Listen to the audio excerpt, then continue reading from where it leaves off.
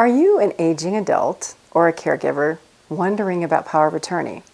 Maybe you are thinking about creating your documents, or maybe you've already created the documents and you have a lot of questions.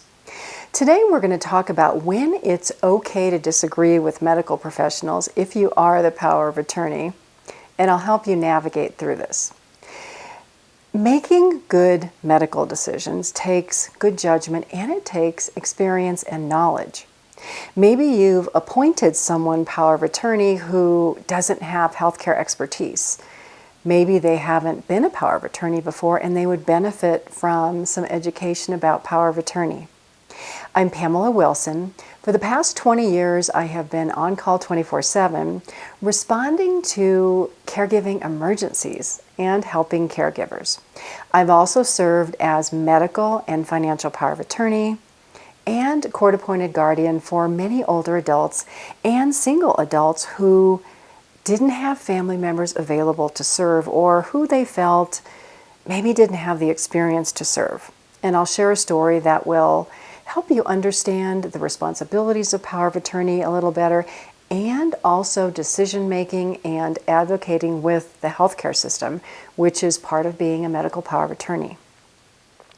Years ago, I had a client named Linda, and Linda had Alzheimer's. When I first met her, her memory loss was slight, and over the years, as it does with Alzheimer's disease, it just progressed. I was responsible for having full-time 24/7 caregivers in her home and all of her medical care, and we did the routine medical care because she was relatively healthy. She was just forgetful. One year we went for a mammogram and the results came back questionable, so it was suggested that we go for a follow-up test like many women do who have mammograms. We went to the treatment facility or the testing facility, and they did a follow-up exam there. And the nurse came back and she said, the radiologist is suggesting another test, a biopsy. And I knew that those were pretty painful, and so I asked if I could speak to the radiologist. Tip for you as a family member or as an aging adult: if you go for any type of treatment and there are further recommendations, make sure that you ask questions and you understand why before agreeing to the treatment. It's important. I was able to speak to the radiologist, and I went in his office and he had all these screens up and her scans were there. And so I was looking at this and I said, well, help me understand, what am I looking at here? And he said, well, there's some calcifications here and there. And I said, okay, what does that mean? I'm the one who's not afraid to ask the questions that maybe other people are hesitant to ask. I ask everything. As a caregiver, it's important to ask everything. As a power of attorney, it's important to ask everything. So he said, well, they're calcifications and they may turn into cancer. So I said, okay, how long? He said 5 or 10 years. And I started to laugh.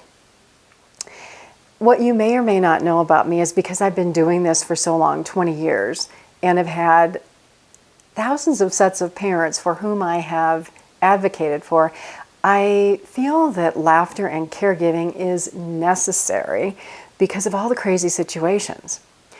And I knew more about my client than he did. He said 5 or 10 years for cancer.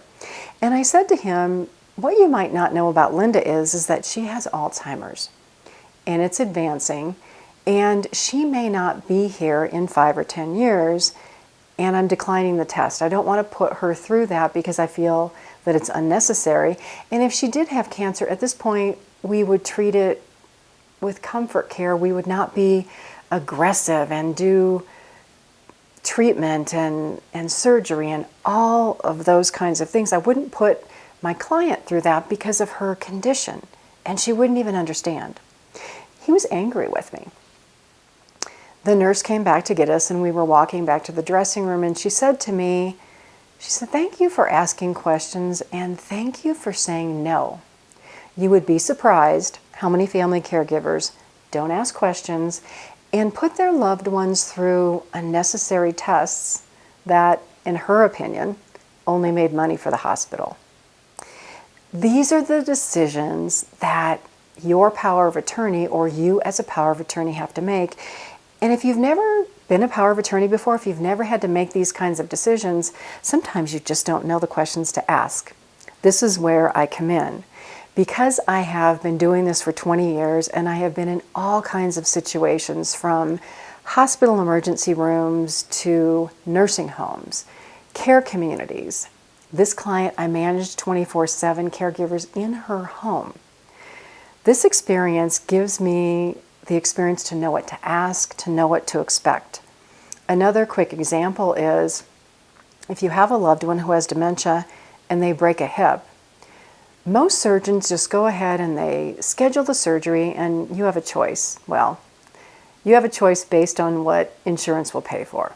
The choice is something that's a Band-Aid, or what I call a Band-Aid, like a pin, or a full hip replacement.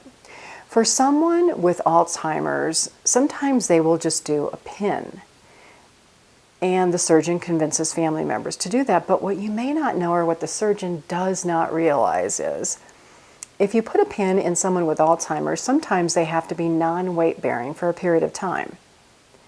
What do you think happens to a person with Alzheimer's who can't stand or walk for even a period of 2 or 3 weeks?